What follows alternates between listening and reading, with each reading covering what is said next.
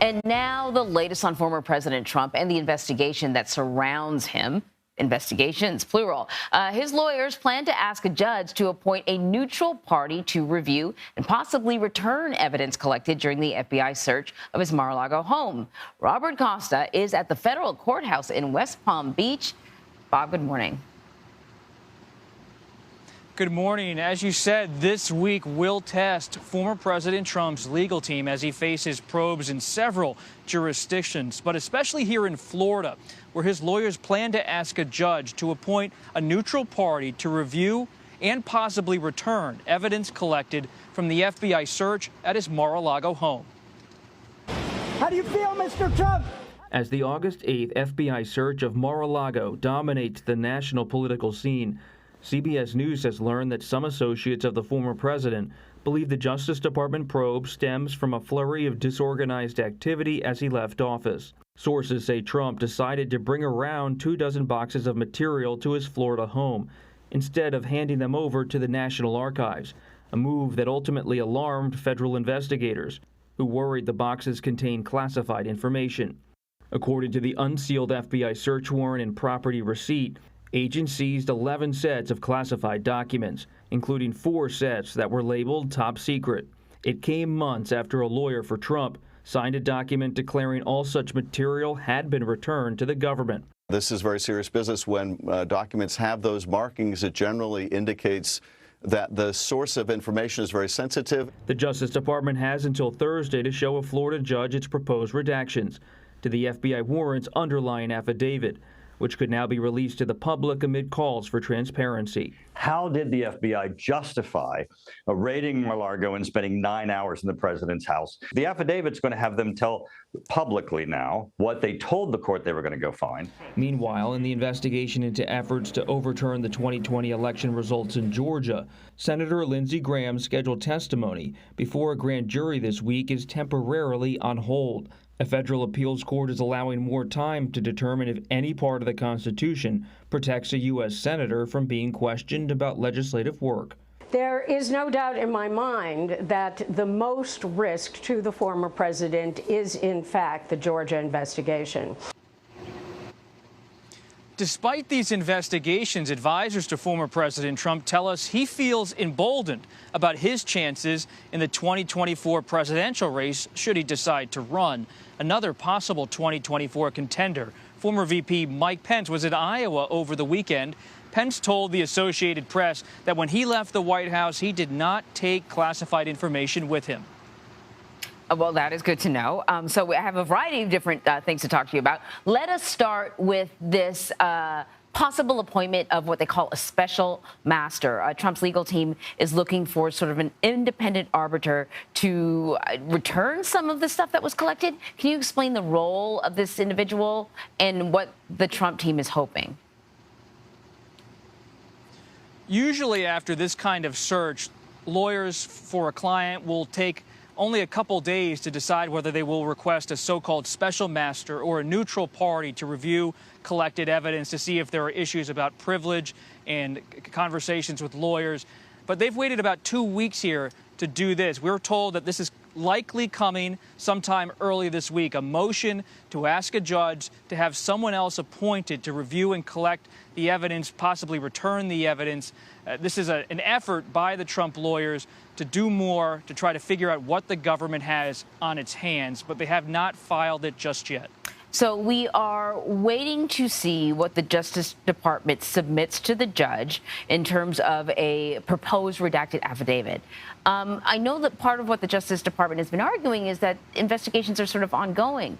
So could releasing the affidavit have an impact going forward on the case? That is what we're all watching this week here at CBS News. What does the government decide to do here at this courthouse behind me in West Palm Beach, Florida, come Thursday at noon? That's the deadline for the government to submit a proposal to the judge of proposed redactions that they would like to potentially release publicly from the affidavit that led to the search warrant used to search former President Trump's home. At this point, we're not sure of the scope of the redactions that would be in this document.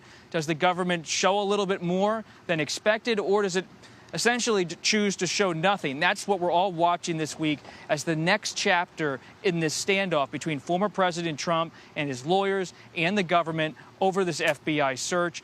As you said, though, this is something that raises a lot of concerns inside the FBI and the Department of Justice, not only because it's an ongoing investigation, but also because threats against FBI agents have spiked since this search took place. So there are investigations focused on Donald Trump, and then there are Trump-adjacent investigations, if you will. Senator Lindsey Graham is at the center of one of them. He has been fighting a request to testify in front of a Georgia grand jury, and it looks like he's had a little bit of a legal win. So at this point, it's not exactly a legal win, but a postponed moment, because at this point, Senator Graham could still be forced to testify. What we have seen in the last couple days is a judge come out and say, look, we still need to review this. What is the scope of what a U.S. senator can testify about in a federal grand jury in a place like Fulton County, Georgia? They're thinking this through about whether he has an ability due to his role as a U.S. senator to not answer certain questions. So these are all things that will be deliberated this week. Fulton County prosecutor Fani Willis certainly wants to hear from Senator Lindsey Graham, a top Trump ally, who, as we've reported before, had a front row seat to the former president's activities in the final days of his administration as Trump worked to overturn the 2020 election. But at this point, they've heard from certain people like the former New York mayor and Trump ally Rudy Giuliani, who testified for hours last week in Georgia, but they have not yet heard from the South Carolina Republican senator, though they could still hear from him, depending on how this all shakes out legally in the coming days.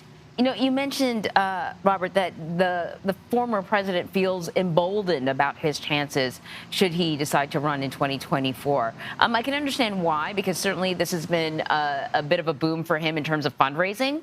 But I'm wondering, any of these investigations, do they have the potential of really stopping his ambitions in their tracks? I mean, at this point, there are no charges filed, but what if there were? We don't want to get ahead of ourselves, but you raised an important political point. The former president is facing an enormous amount of legal scrutiny, not just here in Florida in West Palm Beach, but in Georgia, as we've discussed, and in New York, the Manhattan District Attorney, the New York State Attorney General. He's facing scrutiny on Capitol Hill from the January 6th committee. So many top Republicans I've spoken to in recent days say that while they remain supportive of the former president politically, and they believe he does have political capital inside the GOP and would likely be the front runner for the nomination should he decide to run, there is also a lot of uncertainty inside the Republican Party about where this all goes.